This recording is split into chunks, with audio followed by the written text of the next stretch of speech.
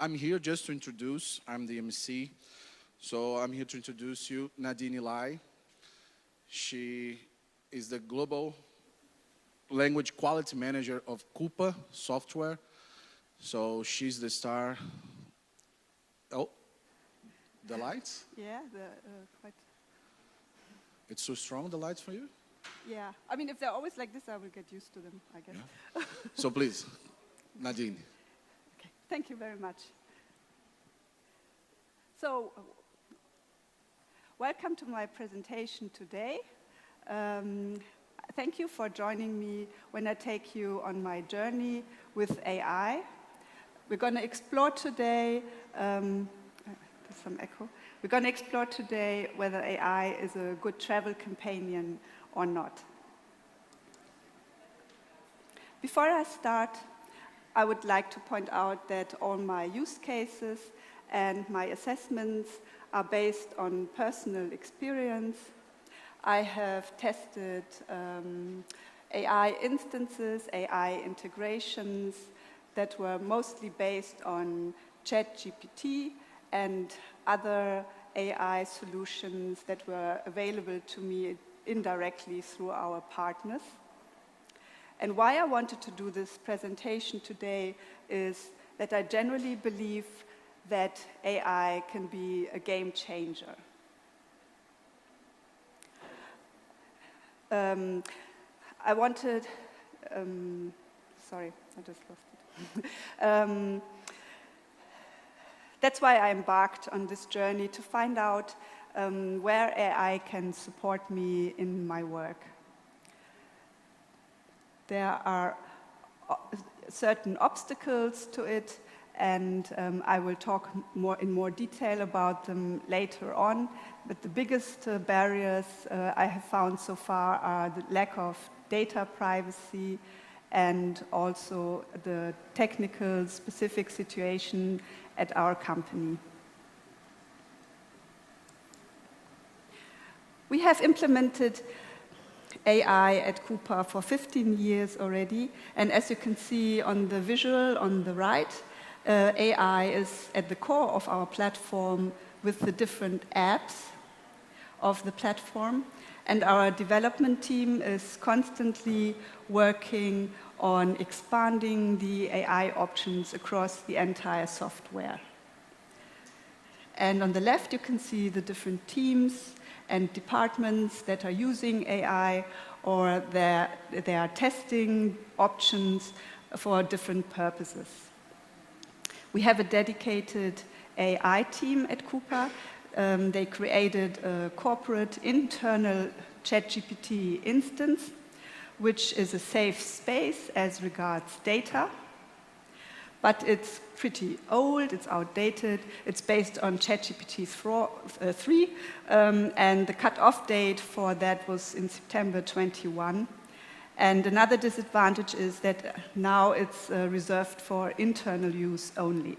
So unfortunately, we cannot make it available to our external partners and our linguists. And we are currently directly and indirectly involved in many of the ongoing initiatives within our company. Next, I would like to talk about the key or some of the key benefits of AI in localization. In terms of scalability, can say that AI could help us do projects that otherwise we wouldn't be able to do due to large volumes or due to timelines. And automation would help us to focus on high-level tasks and on strategic goals or on professional and personal growth instead. One of the key benefits for us is the enablement.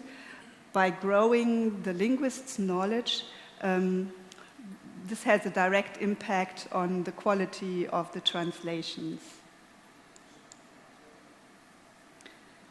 And let's talk about money as well. Of course, savings, you cannot ignore them. Of course, you can have direct and indirect savings. if you have an AI solution, it may replace the need for multiple technologies and tools in your company even.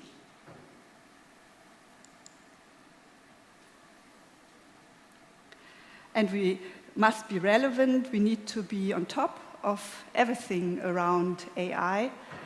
A company that has implemented AI capabilities, they often have a competitive advantage over other companies.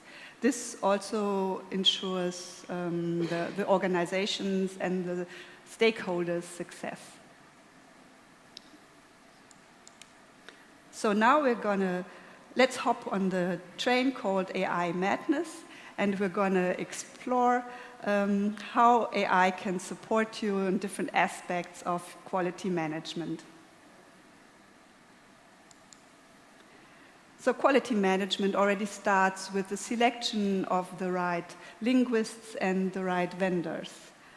AI could help you craft tests, for instance, to assess different skills in specific languages. You can use AI to introduce intentional errors in a translation, to assess candidates' proofreading skills, for example.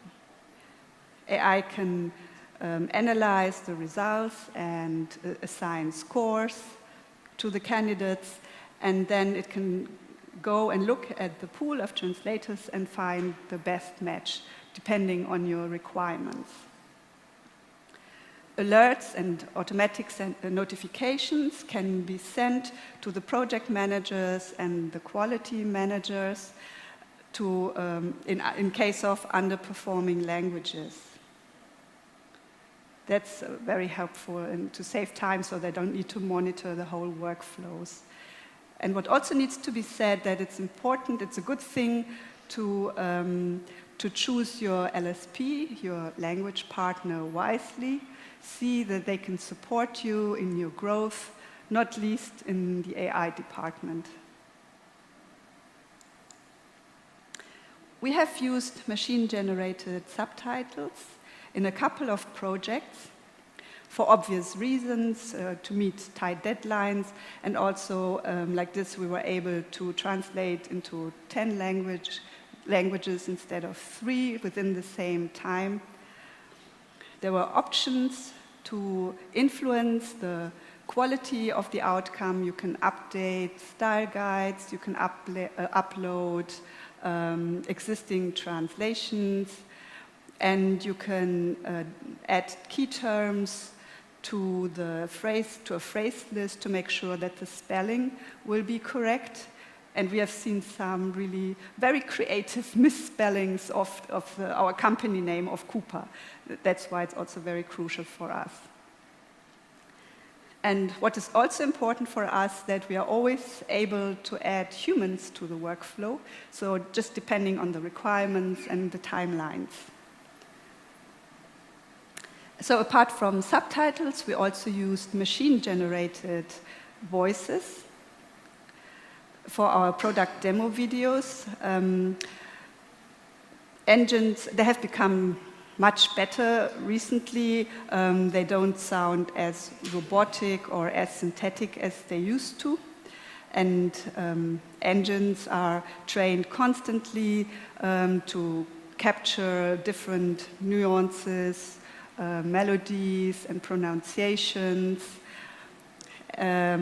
depending on the context, actually. And next, I'm just going to show you a very short sample of a video with a cloned voice that replicates the original speaker's voice.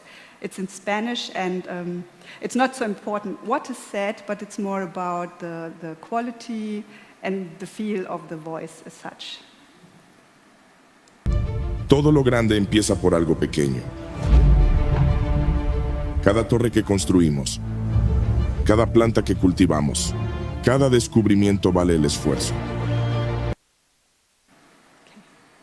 So the Spanish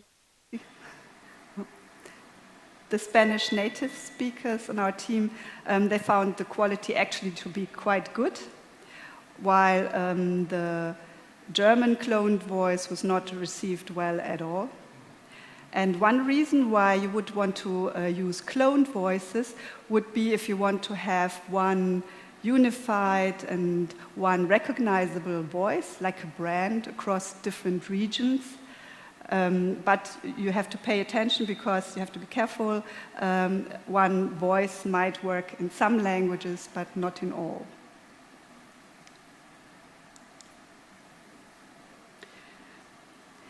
This is an AI integration in our TMS, an AI assistant, and this can be used by linguists directly from the editor.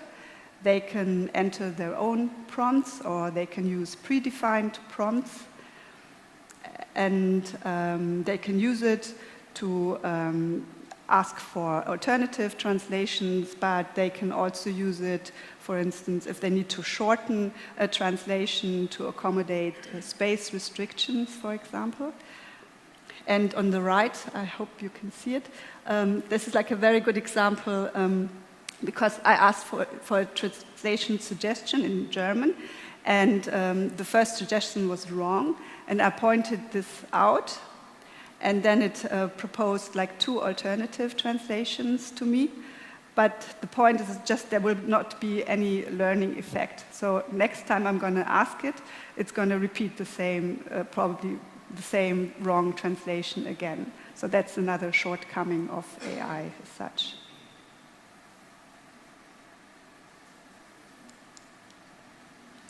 And in terms of terminology management, AI can add a lot of value as well. We at Coupa, we have a glossary that houses over 1,000 entries into up to 27 languages. And I am continuously working on adding missing definitions, adding new terms, adding new translations, editing existing translations on the go, and it's hard to keep up sometimes. So it would be great if AI could support me in this. And AI is quite good to a limited extent at writing and summarizing descriptions. It can provide more background information on a certain term or concept. And it's also good in detecting mistake-ridden translations sometimes. But it could be even more powerful and even more accurate if we were able to train it with our Coupa-specific terminology or our documentation as well, or if we were able to link the documentation directly to AI. And if once we have ChatGPT 4, which allows file attachments, I would work on optimizing our glossary as well, because we need to make sure that it's optimally displayed and usable for stakeholders and linguists as well. And our current Excel exports, they do not support all the fields or multiple terms like in the TBX file. And I would use AI to bridge that gap, so to speak. And it would also, another use case would be AI-driven analyses and reviews of the glossary to find any incoherencies or mistakes or inconsistencies, and also to help plan for glossary upkeep activities. Which would also be very helpful would be an AI-driven or AI-based TM cleanup. But I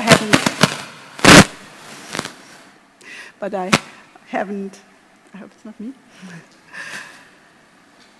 No, but I haven't started looking into it yet. This is on our roadmap, and this is something that we would like to look into further in the future.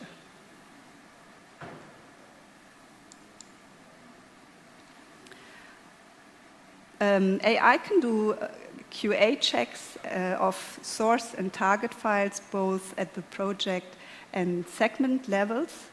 It's possible to upload your style guide or any other form of guidelines, and it's possible to check the files against those guidelines.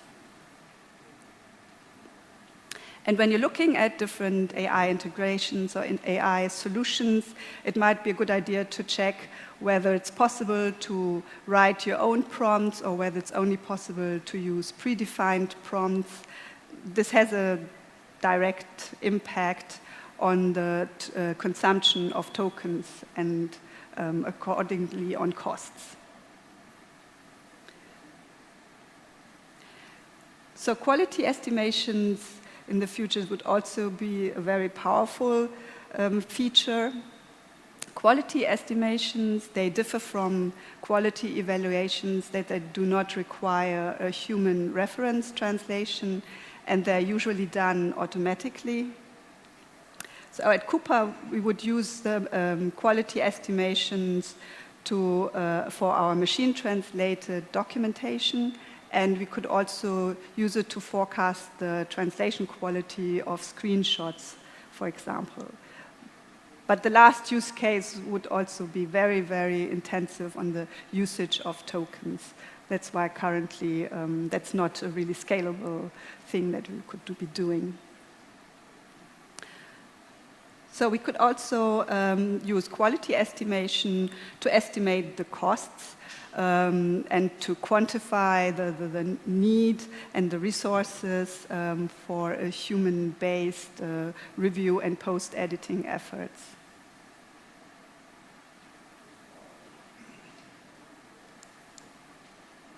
A very nice feature in our TMS is the AI-based LQA.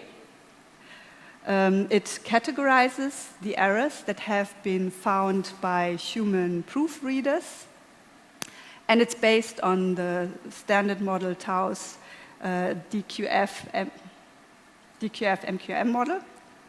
Sorry. And it calculates or it evaluates the post-editing distance between the proofreader's edits and the initial version of the text. And it summarizes those findings in a report. This is like a breakdown of the findings and of the report, so you can see also severities are assigned and annotations are added as well. We tested this within our team with Japanese and German translations, and we didn't always agree with the severities that were assigned.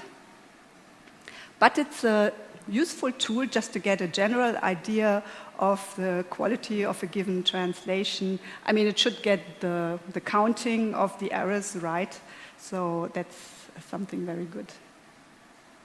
And it's still early days, so this will likely improve over time.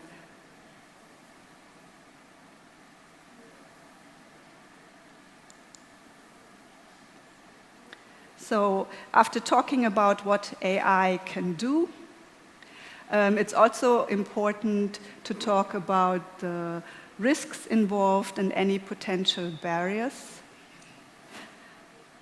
You may be familiar, I mean, some of these issues and barriers are very well known, like no learning effect and inaccuracies, hallucinations, and the lack of sources.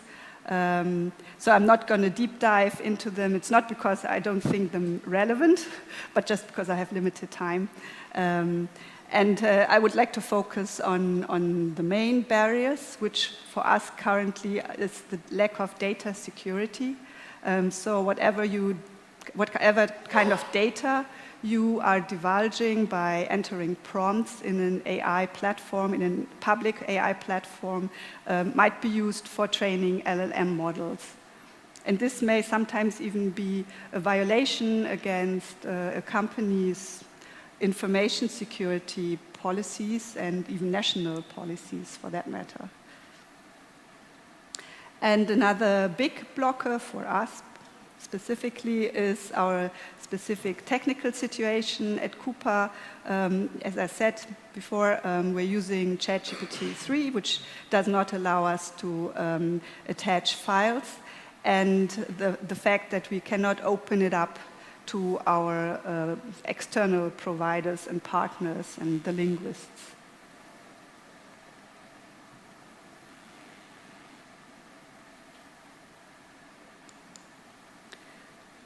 So to the question, to resume everything, to conclude, has AI been a good travel companion? AI has the potential of doing a lot of, to be a game changer in simple terms. But as long as the pain points are not removed, as I meant, as these barriers exist, we cannot fully use its potential yet. It's possible to resolve or overcome some of the obstacles over time, like the lack of data privacy and also the upgrade to ChatGPT, for instance. But it's difficult to say about some others, like bias and the inaccuracies and the hallucinations. It's difficult to say. Maybe they will not be really resolved, who knows. So what would be the most helpful for us would be the effect if we could just use our internal ChatGPT instance, and we could open it up to our linguists, so that this would relieve us also of looking at and answering queries for the linguists. And all in all, I think that AI can be a good travel companion over time. I'm really looking forward to see its development. And I'm really hopeful also that we're going to overcome all the barriers, also within our company over time. Thank you.